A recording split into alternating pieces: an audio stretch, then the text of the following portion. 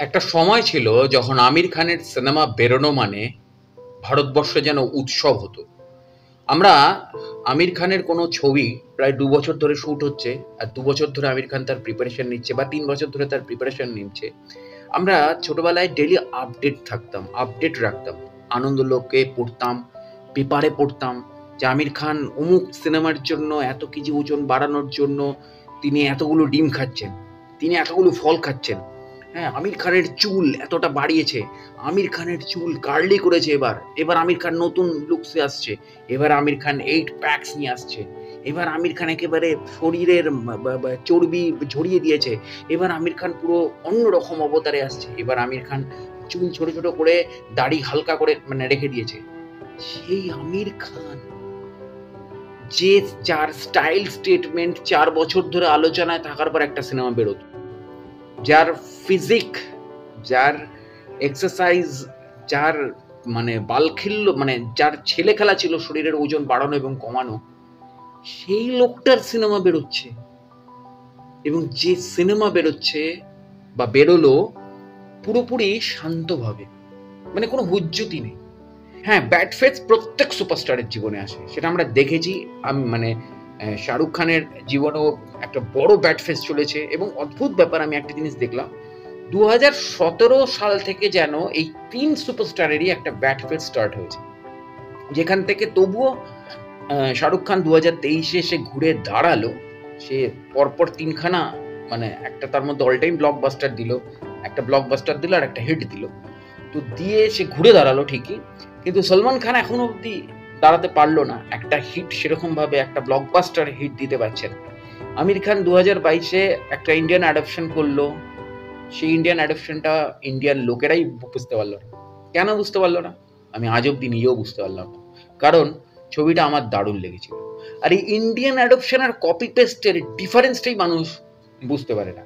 একটা গল্পের আমি ইন্ডিয়ান অ্যাডাপশন নিচ্ছি, যেমন বাসু চ্যাটার্জি 12 অ্যাংরি ম্যানের ইন্ডিয়ান অ্যাডাপশন করেছিল এক রুকা হুয়া ফ্যাসলা, কিন্তু সৃজিত সেটাকে কপি পেস্ট করেছে, কারণ Indian adoption already Basu Chatterjee বানিয়ে ফেলেছিল, সেটাকে সৃজিত বাঙালি ঘরানায় কপি পেস্ট মেরেছে, এইটাকে কপি পেস্ট বলে।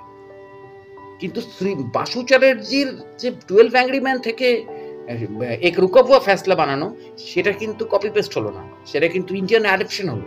কারণ আমাদের সংবিধান আলাদা, আমেরিকান সংবিধান আলাদা, কিন্তু সৃজিত তো বা পশ্চিমবঙ্গ তো ভারতবর্ষের বাইরে নয়, ও তো আমাদের সংবিধানেই কাজটা করলো। তো এক্স্যাক্টলি ফরেস্ট গাম্প ঘরানায় বানানো হয়েছিল হলিউডে 90-এর দশকে। আমির খান কিন্তু টোটাল ইন্ডিয়ান পলিটিক্যাল হিস্ট্রির উপর বেস করে ফরেস্ট গাম্প বানিয়েছিল, কিন্তু পাবলিক নিতে পারলো না, কারণ ফরেস্ট গাম্প প্রচন্ড হিট। সৌভাগ্যজনকভাবে এই স্প্যানিশ ছবি চ্যাম্পিয়ন অতটা হিট নয়, যদিও চ্যাম্পিয়ন থেকেও হলিউডে একটা সিনেমা বানানো আছে, এবং আমার মনে হয় অস্ট্রেলিয়াতেও একটা সিনেমা আছে বোধহয় বানানো। কিন্তু আমির খান এটাকেও ইন্ডিয়ান অ্যাডাপশন করেছে, এটাকে অনেকে কপি পেস্ট বলে দিচ্ছে। আরে ভাই, ইন্ডিয়ান অ্যাডাপশন মানে ভারতের ভাবাবেগ, ভারতের কালচারের সাথে মিলিয়ে ছবিটাকে প্রেজেন্ট করা হচ্ছে। অনেকটা রাজদার তামিল তেলেগু সিনেমা কপি করার মতন, আর রবি কিনাগির তামিল তেলেগু সিনেমা কপি করার মতন। রবি কিনাগি যখন তামিল তেলেগু সিনেমা কপি করতো, রবি কিনাগি বা সুজিত মন্ডল, এরা হুবহু কপি করে দিত। ওখানে হিরো যার জামা কাপড় পরেছে, এখানকার হিরো সেই জামা কাপড় পরবে। ওখানে হিরোইন যদি ঘাগড়া চলি পরে, ওদের ওটা জাতীয় পোশাক, এখানকার বাঙালি মেয়েরাও বাড়িতে ঘাগড়া চলি পরে থাকে। তো এটাকে বলে হুবহু কপি, হুবহু কপি পেস্ট। কিন্তু রাজদা সেটা করতো না। রাজদা কি করতো?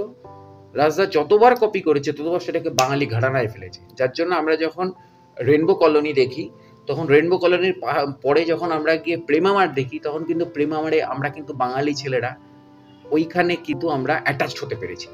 ঠিক তাই কাদালভান থেকে যখন রাজদা চিরদিনই তুমি যে আমার বানিয়েছিল, তখন বাঙালি বাচ্চা বাচ্চা প্রেমিকরা, নিব্বা নিব্বিরা, তারা কিন্তু কানেক্টেড হতে পেরেছিল। তো এক্স্যাক্টলি দ্যাটস দ্য ম্যাটার। তো আমির খানও সেরকমই করেছে।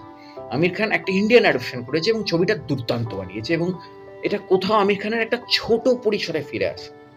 আমির খানের একটা বড় কামব্যাক দরকার, বড় কামব্যাক, এবং জাস্ট লাইক এ অ্যাটলি। কিন্তু আমার কোথাও মনে হচ্ছে কুলিতে, অর্থাৎ লোকেশ কানাগরাজের কুলিতে আমির খানের একটা সেমি কামব্যাক হবে, এবং লোকেশ কানাগরাজের সাথে পরবর্তী যে সিনেমাটা আমির খানের কথাবার্তা চলছে, সেই সিনেমা দিয়েই আমির খানের পুরোপুরি কামব্যাক হবে। কারণ ভাই, এটা আমির খান। আমার এখনো মনে আছে মাই নেম ইজ খানের পর মাই নেম ইজ খানের রিভিউ লিখতে গিয়ে অঞ্জন দত্ত রিভিউটা লিখেছিলেন আনন্দবাজারের হয়ে, আনন্দবাজার পত্রিকার হয়ে।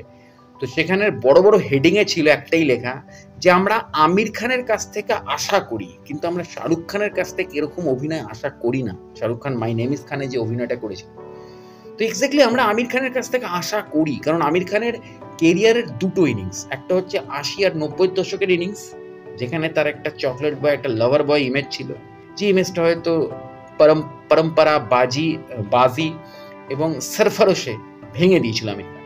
এবং সরফরোশ যেন কোথাও ফুল স্টপ ওই চকলেট বয় ইমেজের, সরফরোশ যেন কোথাও একটা ফুল স্টপ ওই চকলেট বয় ইমেজের।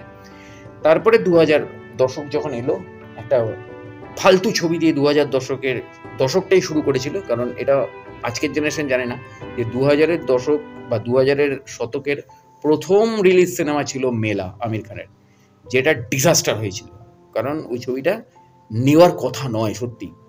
কিন্তু তারপরেই আমির খান কিন্তু ব্যাক টু ব্যাক দিল চাহতা হ্যায় এবং লাগান নিয়ে এলো, পুরো আমির খানের ক্যারিয়ার গ্রাফ ঘুরে গেল। আমির খান চিন্তা শুরু করলো এবার কিছু ডিফারেন্ট করতে হবে সুপারস্টার হিসেবে। তো আমির খান তারপরে 4 বছরের ব্রেক নিয়ে মঙ্গল পান্ডে নিয়ে এলো। যদিও মঙ্গল পান্ডে সেরকমভাবে চললো না, কেননা প্রচণ্ড রিসার্চ ওয়ার্ক ছিল, কিন্তু আমির খান ছেড়ে দিল না। কিন্তু কয়েকদিন আগেই আমার ভাইপো, যে 2006-এর জুন মাসে জন্মেছিল, তো তার এখন 19 বছর বয়স, তো তাকে আমি রং দে বসন্তি দেখাচ্ছিলাম। তো তাকে দেখানোর পর বললাম, তুই যে বছর জন্মেছিস সে বছরের জানুয়ারি ফেব্রুয়ারিতে এই ছবিটা রিলিজ করেছে। তোমার ভাইপো দেখে অবাক হয়ে আমার মুখের দিকে তাকিয়ে আছে, এটা তোমাদের জেনারেশনের ছবি? আমি বললাম, হ্যাঁ, এটা আমাদের জেনারেশনের ছবি। That's call Aamir Khan. রং দে বসন্তি 19 বছর আগে বানিয়ে দিয়ে গেছিল আমির খান। ফানা 19 বছর আগে বানিয়ে দিয়ে গেছিল আমির খান। গজনিও তো রিমেক ছিল। 3 ইডিয়টস তো কোনো কথাই হবে না, ইটস আ মাস্টারপিস। 3 ইডিয়টস, দঙ্গল, এগুলো মাস্টারপিস, অল টাইম ব্লকবাস্টার। পিকে অল টাইম ব্লকবাস্টার। সেই আমির খানের ব্যাড ফেস চলছে ঠগ অফ হিন্দুস্তান থেকে। ঠগ অফ হিন্দুস্তান করাটা তার জীবনের সবচেয়ে বড় ভুল পদক্ষেপ ছিল, কিন্তু সে তো ধুম 3-র ডিরেক্টরকে বিশ্বাস করেছিল, আর ধুম 3 তো সে হিট দিয়েছিল, এমন তো নয় যে ধুম 3 খারাপ চলেছে। তো আমির খানের একটা বিরাট বড় কামব্যাক দরকার। ছবিটা যান, গিয়ে দেখুন। যেভাবে ভুল করেছিলেন লাল সিং চাড্ডাকে না দেখে, লাল সিং চাড্ডা প্রয়োজন পড়লে আবার দেখুন, অনলাইনে গিয়ে দেখুন, কোনো অ্যাপস থেকে নামিয়ে দেখুন, কারণ লাল সিং চাড্ডা ফরেস্ট ক্যাম্পের ইন্ডিয়ান অ্যাডপশন। ওখানে যে পলিটিক্যাল হিস্ট্রিগুলো দেখানো হয়েছে সেগুলো অথেন্টিক। যারা পলিটিক্যাল হিস্ট্রি বা পলিটিক্যাল সায়েন্সের স্টুডেন্ট তাদের দেখা উচিত, তাদের লাল সিং চাড্ডা দেখা উচিত।